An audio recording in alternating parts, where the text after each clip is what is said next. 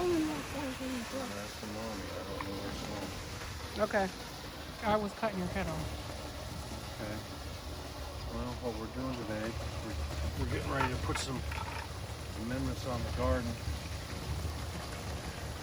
I had a comment.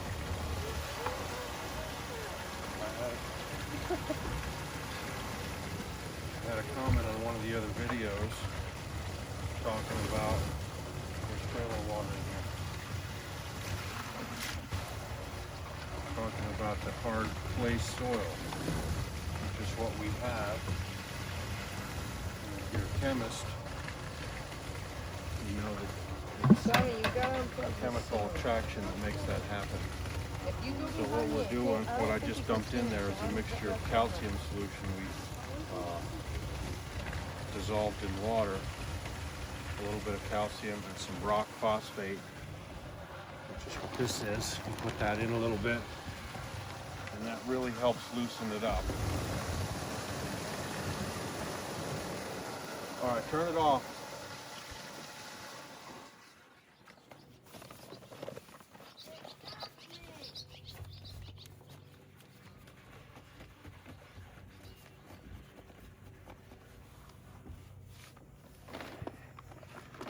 Doesn't take much of this stuff.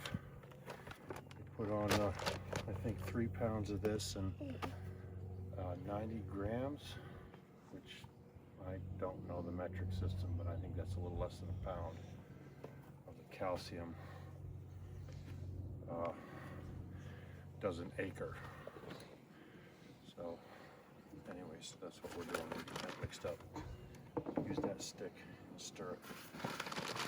The phosphate does not dissolve in the water, so we have to kind of keep it agitated. Okay, well, yeah, don't worry about it. I think. Was it wrong? No, not a gas furnace. Yeah, wrong.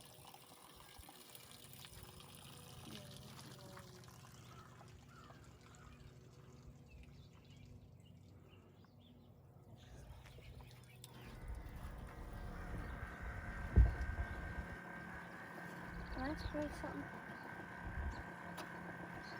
That's not. That,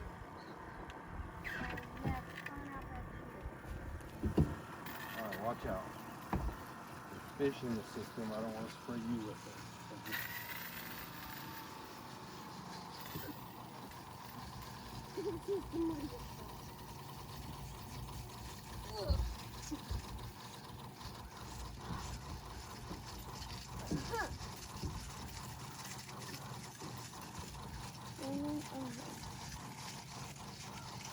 It stirs through you, that rock stuff is kind of fast. Daddy, are you going to do my little garden up again? So what are you spraying right now? The calcium and phosphate mixture. And we put that on everything because basically the whole point of it is to loosen up the soil. So it's going to help the clay sort of loosen up, and the soil will breathe better, let oxygen in, so it's vital for all plants. Well, what are these plants? I'm spraying onions right now. Spraying onions. The next several beds over are potatoes. You're doing really well, actually. Yeah. We'll also be doing some fish fertilizer, some natural fertilizer, basically curing fish waste. I get it from Schaefer Fisheries in Chicago. I think they raise fish, and then all of the waste basically liquefy it and make it natural fertilizer. So potatoes love what they call a foliar spray. They absorb a lot of fertilizer through their leaves. You can take it, spray that right on on the back, get on the back. Really give the crop a boost.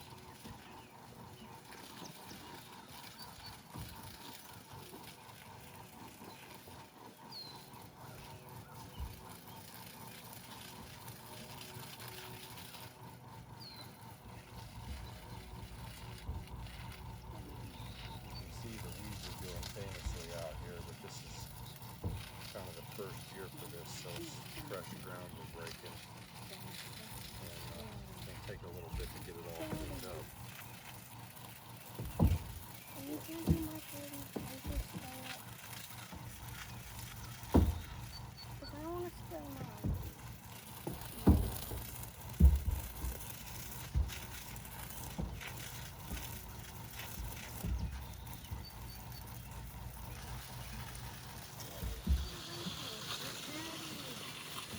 I'm not in his way.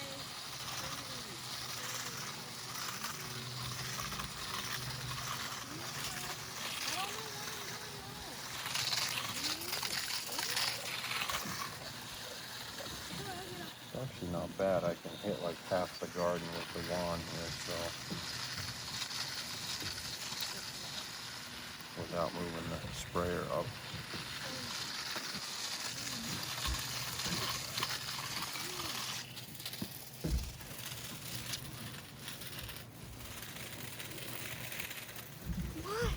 It's not going to waste. Like the calcium will not go to waste. The microbes are only going to absorb so much of it, like right now, but it will continue to, it'll be there and they'll continue to use it. So while it's not very cost effective at the moment to put too much on, it doesn't matter because it won't go to waste in the long run.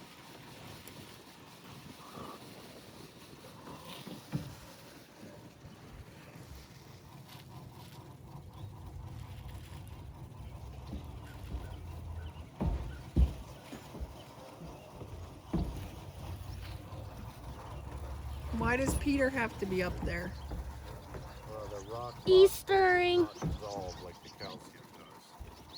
So it's basically rock dust and it'll settle out in the bottom. Now they have sprayers with agitators, which they recommend to use for this.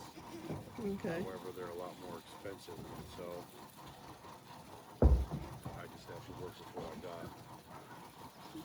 He likes agitators. That's true. Yep, the sprayer is little brother.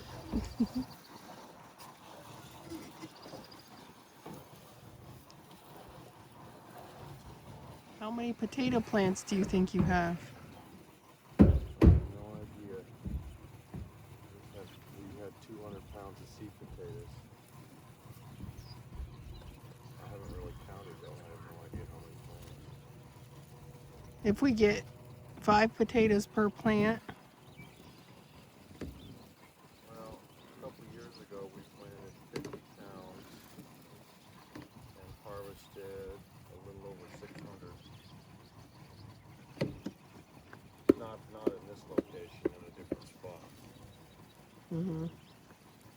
So what's that? 12 times.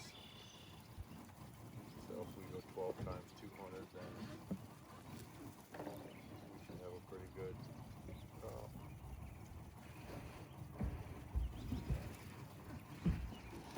so what's your setup for the pump? Oh. Yeah, the sprayer, it's an ATV sprayer, trailer mount sprayer, so you can pull it with